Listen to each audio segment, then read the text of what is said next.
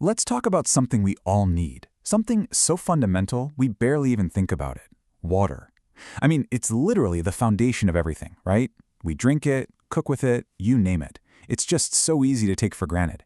But what if that very thing we can't live without could also be dangerous? It's a crazy thought, but this source of life can hide some pretty serious threats that impact millions of people. So that's what we're going to do today. We're going to dive in and uncover this hidden world of waterborne diseases.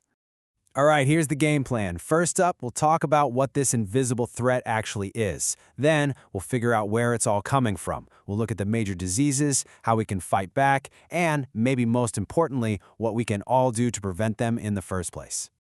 Okay, so let's get right to it. What exactly is a waterborne disease? What are we even talking about here?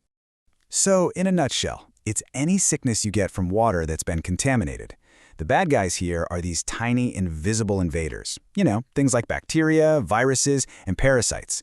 They get into your system and just wreak havoc, causing all sorts of nasty stuff like diarrhea, vomiting, fevers. You get the picture. It's basically an illness coming from the one thing we're all supposed to be able to trust. Okay, so that naturally leads to the next big question, right? How does perfectly good water get contaminated to begin with? Where does this stuff come from? Let's take a look. Well, the scary part is the sources are kind of all around us. A huge one is human and animal waste that isn't handled properly. It lets all these dangerous germs just seep right into our water. And it's not just that. Think about industrial waste or runoff from farms that's dumping chemicals, pesticides, you name it, straight into rivers and lakes. And, it's not always about mismanagement. Sometimes it's a natural disaster, like a flood, that just completely overwhelms the system. Heck, even a normal rainstorm in a city can wash all the gunk from the roads right into our water. All right, so we know how water gets contaminated. Now let's meet the major players, the actual diseases this can all lead to. And what's wild is just how different these culprits are. You've got bacteria causing things like cholera, which is just famous for its, severe dehydration and diarrhea. Then there's typhoid fever, another bacterial one that hits you with high fevers and makes you feel incredibly weak. But then you have something totally different, like the hepatitis A virus, which goes straight for the liver. Each one is a different kind of enemy with its own unique attack plan. And oh yeah, the list goes on. We've also got to worry about parasites. Giardia, for instance, can give you just awful cramps and nausea. And of course, there are certain types of E. coli that cause major stomach problems. Even polio can be a waterborne disease, though thank goodness it's super rare now thanks to vaccines. It just goes to show you the microscopic world in our water is incredibly diverse, and not always in a good way. Okay, that's a lot of bad news. I get it. But now let's talk about the good news, the solutions. How do we actually fight back when someone gets sick? Well, the whole process kicks off with getting the right diagnosis. It's really like a little bit of medical detective work. The doctor's going to start with the basics, asking about your symptoms, where you've been, if you've traveled recently. Then comes the real evidence gathering, the lab tests. Analyzing samples of, stool or blood is how they can really pinpoint the exact culprit. Is it a bacteria, a virus, a parasite? And for the really tough cases, they might even need to bring in the heavy equipment, like ultrasounds or endoscopies, to get a clear picture of what's going on inside.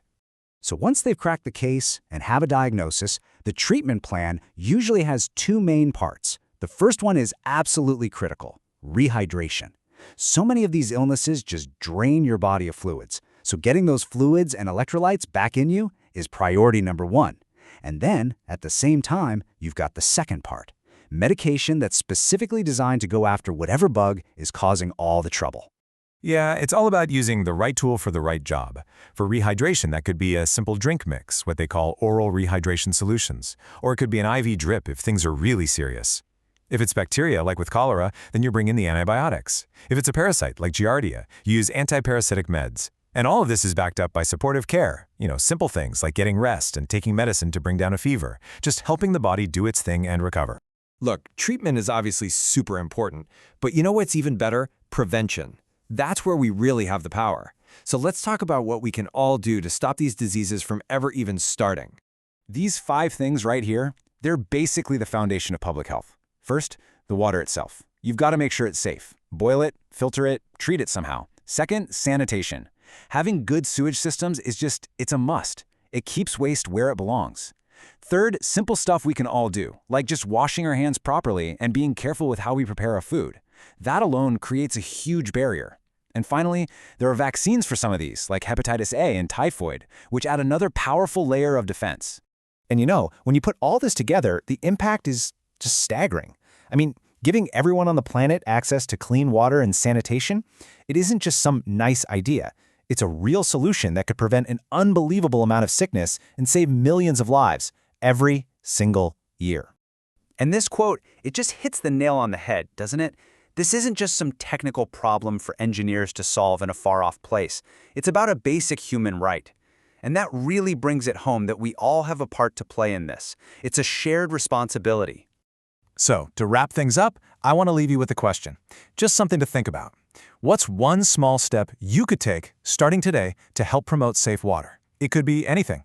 Learning more, raising awareness, supporting a group that works on this, or even just being more conscious of your own habits. Because seriously, every little bit helps build a safer, healthier world for all of us.